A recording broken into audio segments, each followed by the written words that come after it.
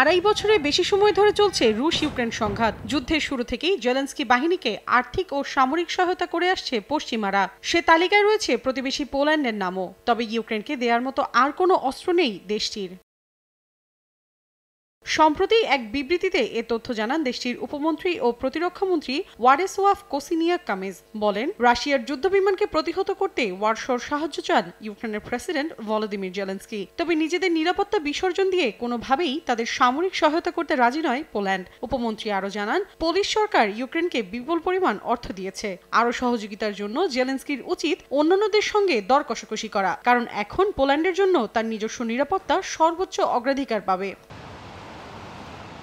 এখানেই শেষ নয়। গেল সপ্তাহে দেশটির সরকারের আগের মিত্র প্রেসিডেন্ট আন্দ্রেস বলেন, নিজেদের জিডিপির ৩.৩% ব্যয় করা হয়েছে যুদ্ধবিধ্বস্ত ইউক্রেনের সহায়তায়। শুধুমাত্র সোভিয়েত মিগ-29 যুদ্ধবিমানগুলোর অবশিষ্ট বহর দেয়া হয়নি তাদের, কারণ ইউক্রেনের আগে পোল্যান্ডের নিরাপত্তা নিশ্চিত করা বেশি দরকার।